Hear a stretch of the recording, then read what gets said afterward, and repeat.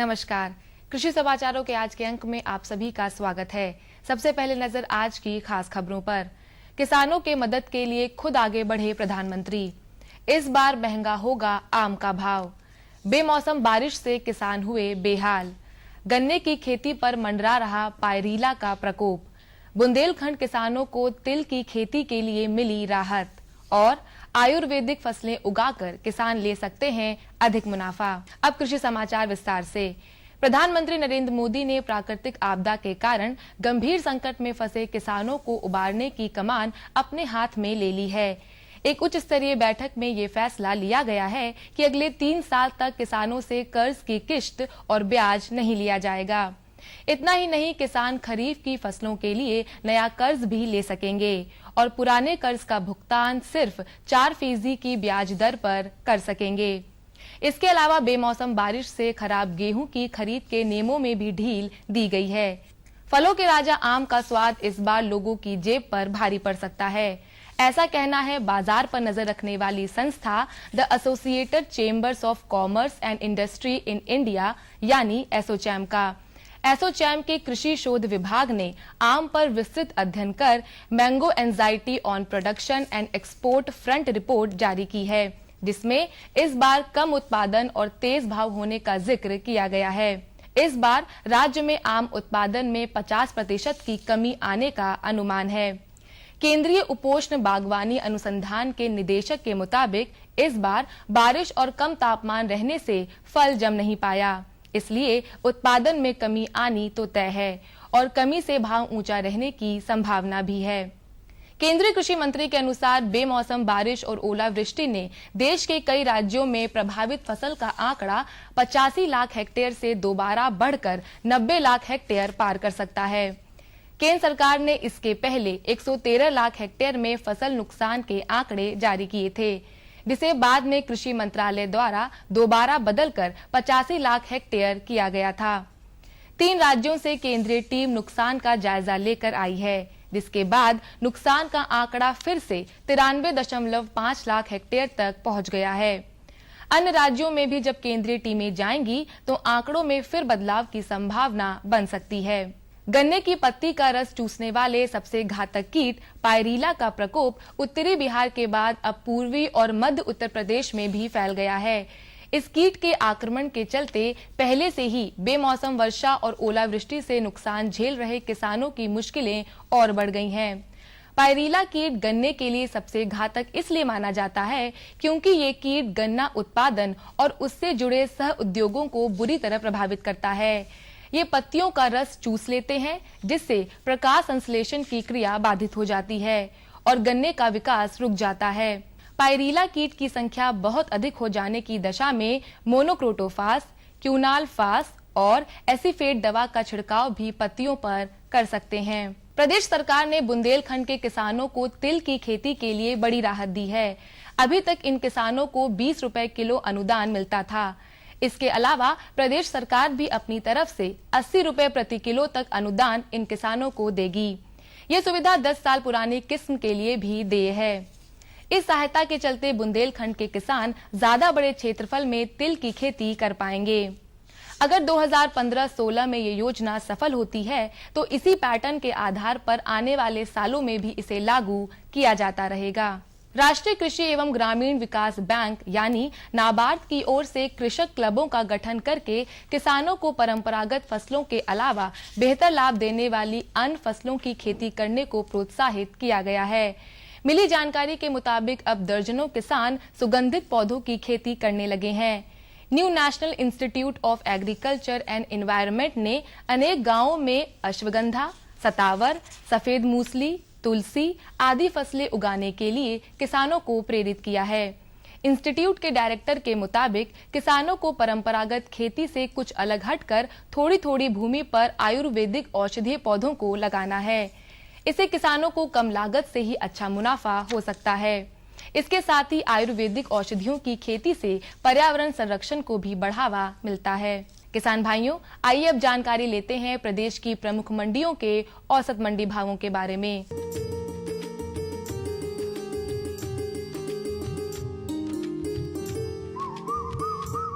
सबसे पहले बात करते हैं गेहूं के भावों की। फैजाबाद की मंडी में 1455 रुपए, झांसी की मंडी में 1465 रुपए, लखनऊ की मंडी में 1470 रुपए और शाहजहांपुर की मंडी में 1425 रुपए प्रति क्विंटल के हिसाब से बिका। चावलों की बात करें तो फैजाबाद में 2070 रुपए, झांसी में 2025 रुपए, लखनऊ में 2100 रुपए और शाहजहांपुर में 2100 रुपए प्रति क्विंटल रहा। इसी तरह अगर सरसों के भावों पर नजर डालें तो फैजाबाद की मंडी में 3315 रुपए, झांसी की मंडी में 3475 रुपए, लखनऊ की मंडी में 3360 रुपए और शाहजहांपुर की मंडी में 3000 रुपए प्रति क्विंटल से बिका। आलू की कीमतों पर नजर डालें तो फैजाबाद में 605 रुपए, झांसी में 410 रुपए, लखनऊ में 575 रुपए और शाहजहांपुर में 400 रुपए प्रति क्विंटल रहा। आखिर में एक नजर टमाटर की कीमतों पर भी। फैजाबाद की मंडी में 1070 रुपए, झांसी की मंडी में 1660 रुपए, लखनऊ की मंडी में 1600 रुपए और शाहजहांपुर की मंडी में 1400 रुपए प्रति क्विंटल रहा। तो किसान भाइयों, ये थे आज के कृषि समाचार और औसत मंडी भाव। अगले अंक में कुछ नई जानकारियों के साथ हम फिर उपस्थित होंगे। तब तक के लिए हमें दीजिए अनुमति। नमस्कार।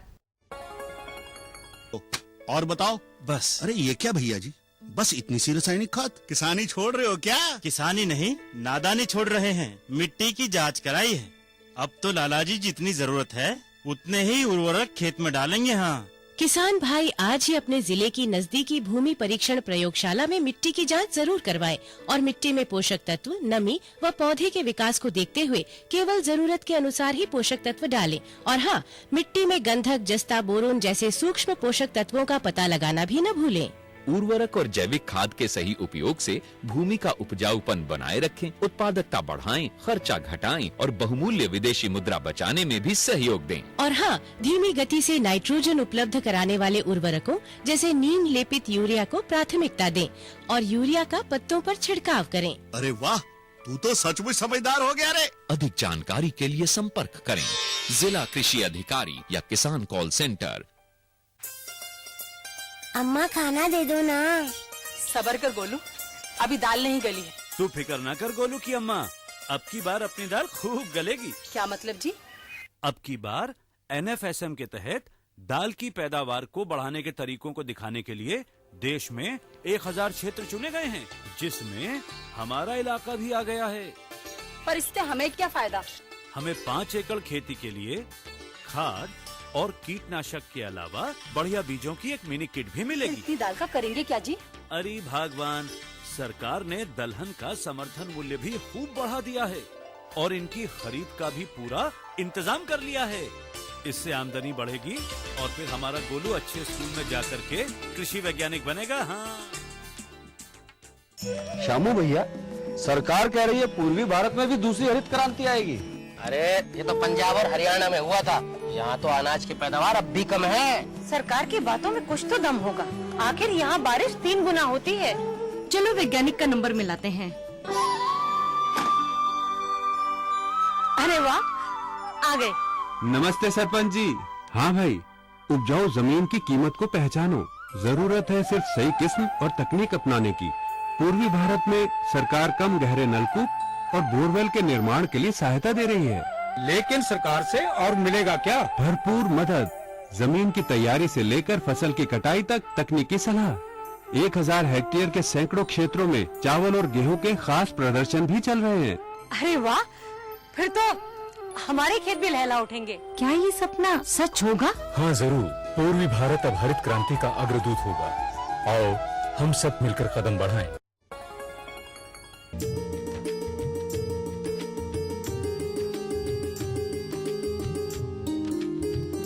किसान भाइयों नमस्कार। कृषि समाचार के बाद आपका स्वागत है आपके अपने कार्यक्रम कृषि दर्शन में।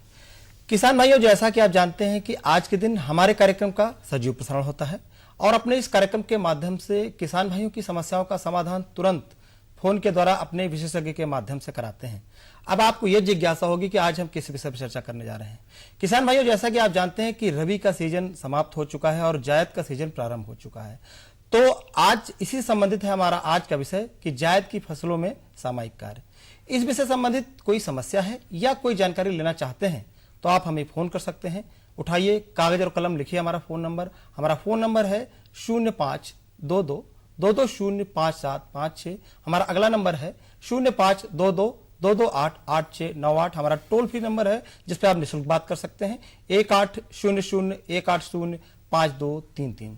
तो किसान भाइयों, इस महत्वपूर्ण विषय पर जानकारी देने के लिए आज हमारे साथ हैं डॉक्टर शैलेश कुमार सिंह। आप हैं कार्यक्रम समन्वयक कृषि विज्ञान केंद्र सोनभद्र से। तो आइए उनसे बात करते हैं। डॉक्टर साहब, आपका स्वागत है हमारे कार्यक्रम में। और हम जायद की फसलों में बात करें कि क्या क्या काम किया जा सकता है इस समय। उससे पहले थोड़ा संक्षेप में बात करेंगे कि रबी की कटाई किसानों ने कर ली है या कुछ लोग कर रहे हैं। अब जायद की बुआई भी प्रारंभ हो गई है, कुछ लोग अभी करेंगे।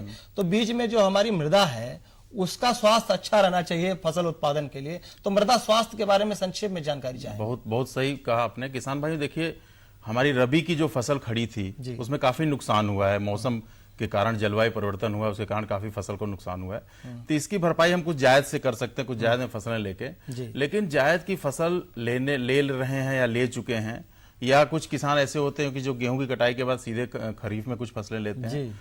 तो गेहूं की कटाई के बाद ये हमारा उपयुक्त समय है किसान भाइयों की मृदा की स्वास्थ्य की बात हम करें कि हमारी जो मिट्टी की हमने पूरे वर्ष खरीफ से लेके और जायद तक, रबी तक हमने खेती की है, तो कम से कम मृदा की स्वास्थ्य के बारे में विशेष ध्यान दें कि हमारी मृदा का स्वास्थ्य आगे चल के अच्छा रहे, कि जिससे कि हमारा उत्पादन बढ़े।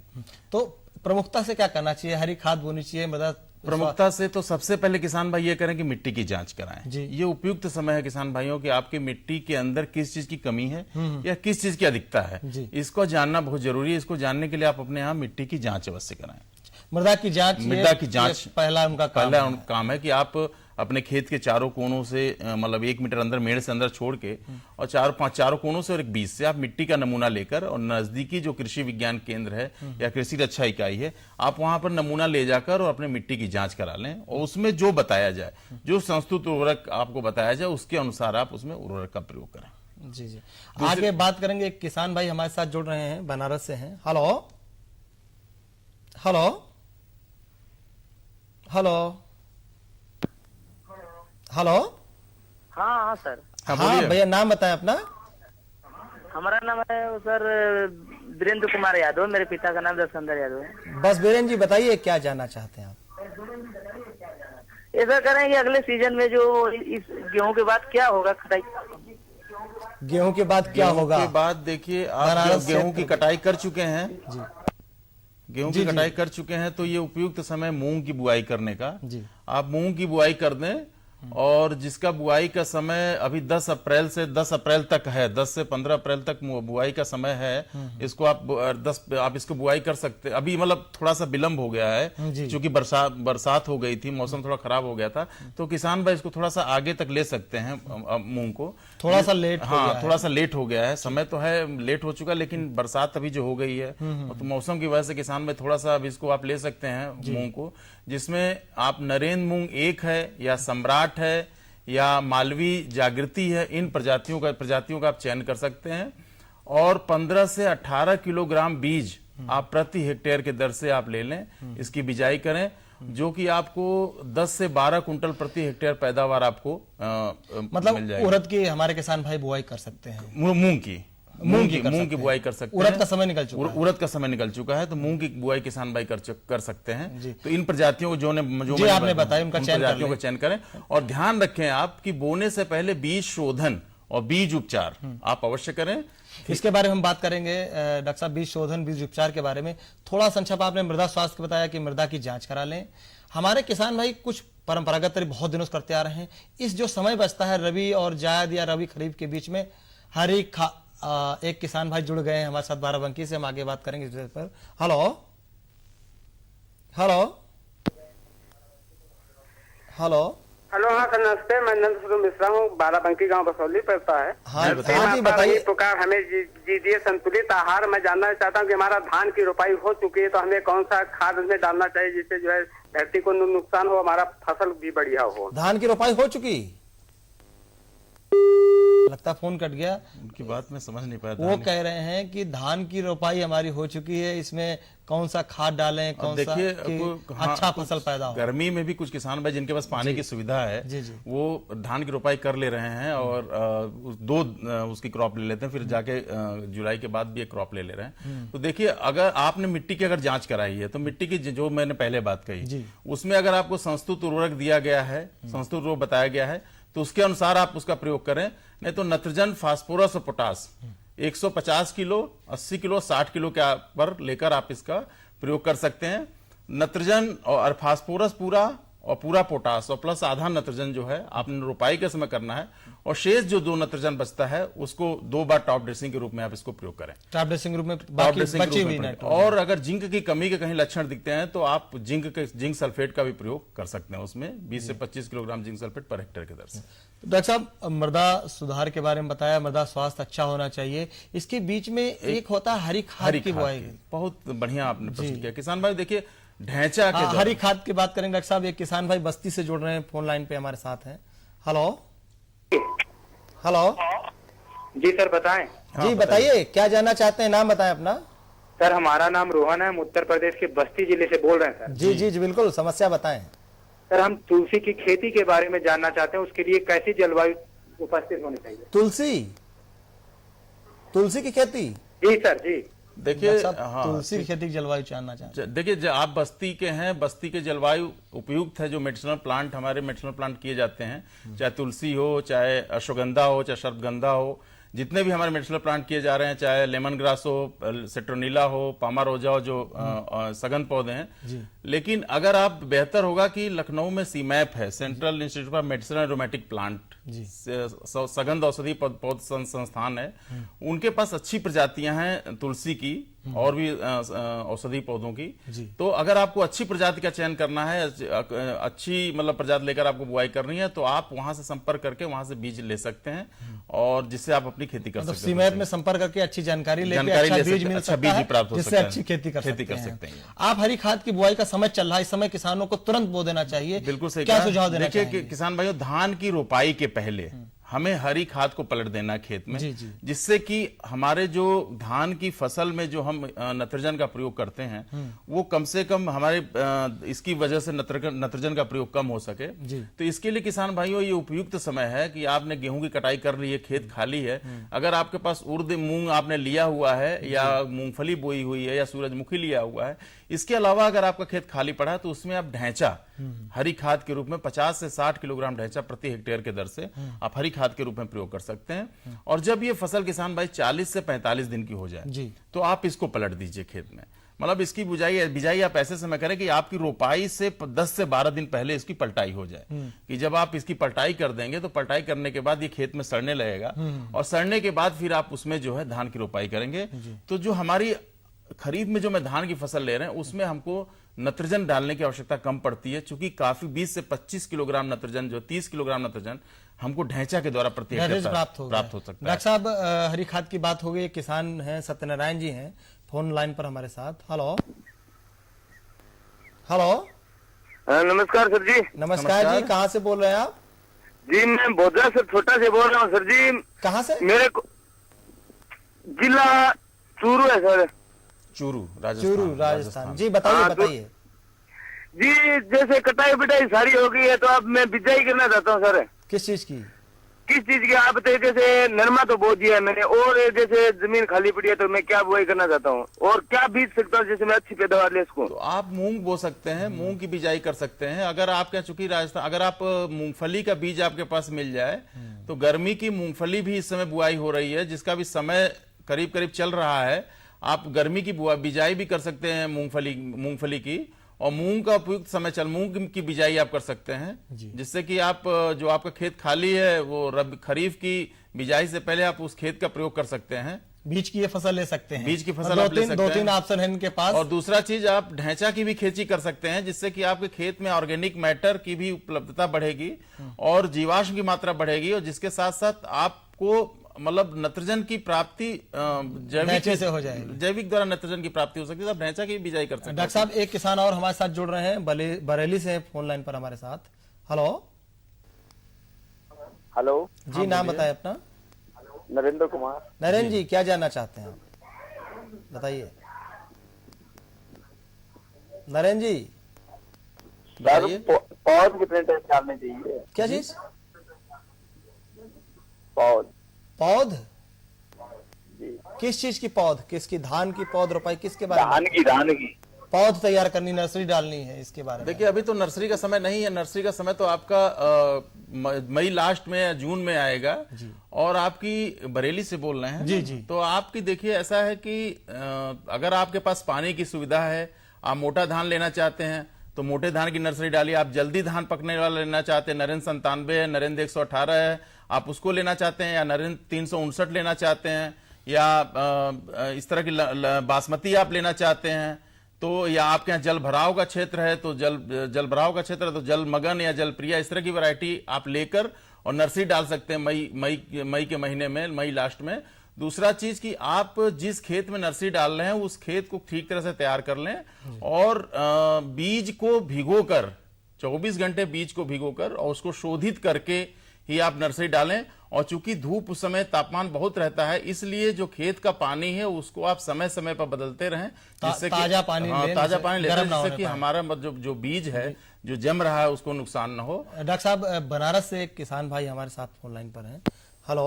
हाँ सर जी नाम बताएं अपना। अनिल यादव सर बोल रहे हैं। अनिल जी बताइए क्या जानना चाहते हैं? ये करे सर, हम बैगन की खेती करना चाहते हैं, इसमें गेहूं काट चुके हैं तो इसमें बैगन लग सकता है? देखिए आपके पास अगर पानी की सुविधा है तो आप कर सकते हैं, लेकिन जायद में इस समय बहुत ज्यादा तापमान होगा और बहुत ज्यादा आपको पानी की सुविधा का इंतजाम करना पड़ेगा। इससे बेहतर है कि आप इसको बरसात में लें बैगन को, जिससे कि आपको सिंचाई भी कम करनी पड़ेगी और आपकी उपज भी अच्छी होगी। इस समय आपकी उपज प्रभावित होगी और उससे अच्छा बैगन से अच्छा है कि आप कोई दलहनी फसल ले लें या ढैंचा की खेती कर लें, जिसमें पानी की आवश्यकता कम, जिसमें पानी की आवश्यकता कम होती है। डॉक्टर साहब आपने एक बहुत ही महत्वपूर्ण चीज बताई कि ढैंचा अगर हमारे किसान भाई अपनाते हैं तो मृदा स्वास्थ्य अच्छा रहेगा, खाद की पूर्ति हो जाएगी, कि दोनों तरफ से लाभ होगा, अधिक खाद नहीं डालना पड़ेगा। अब हम बात करते हैं, हमारी एक फसल है जो बहुत फेमस है सूरजमुखी, और वो खड़ी है खेतों में, उसमें क्या करना चाहिए? देखिए किसान भाइयों, सूरजमुखी की फसल, सूरजमुखी की बुआई काफी पहले हो चुकी है, फरवरी में ही किसान भाई कर देते हैं जी। अब इस समय हमारी फसल खड़ी है और सबसे जरूरी है किसान भाइयों की बारिश का मौसम, बारिश आती है कभी कभी, हवा चलती है तो पेड़ को गिरने का डर रहता है। इसलिए आप एक ध्यान रखें किसान भाई कि इसमें मिट्टी चढ़ाने का कार्य आप अवश्य करें। इसमें सूरजमुखी में सबसे जरूरी काम है ये। और दूसरी बात यह है कि चूंकि सूरजमुखी परसेचित फसल है, परसेचन क्रिया इसमें होती है, परसेचित फसल है, इसलिए जब इसमें मुंडक बन जाए, जिसमें मुंडक बन जाए उसमें ध्यान रखें, पीला पीला मुंडक, हाँ मुंडक पीला पीला होता है। ध्यान रखें किसान भाइयों कि यदि आपके क्षेत्र में भौरे या मधुमक्खी कम हो, कीड़े कम दिख रहे हो जो कि परागण करते हैं, अगर कम दिख रहे हो तो आप अपने हाथ से सुबह के समय जो है चला दे, जिससे डॉक्टर साहब बात बहुत लंबी हो सकती है, लेकिन हम समय से हमारी सुई जो है घड़ी की इशारा कर रही है, कार्यक्रम को समाप्त किया जाए। आप हमारे कार्यक्रम में किसान भाइयों को जायद की फसलों के बारे में जानकारी दी, इसके लिए आपका बहुत बहुत धन्यवाद। किसान भाइयों जागरूक बनिए, जो समय मिला है रबी और खरीफ के बीच में जायद का, इसमें बहुत सारी ऐसी लाभकारी फसलें हैं जिनकी बुआई करके आप लाभ कमा सकते हैं। हमें आशा है कि हमारे कार्यक्रम का जो जानकारी आपको मिली है उसे अपनाकर लाभ उठाएंगे। तो अब हमारे कार्यक्रम का समय समाप्त होता है, हमें दीजिए अनुमति, नमस्कार।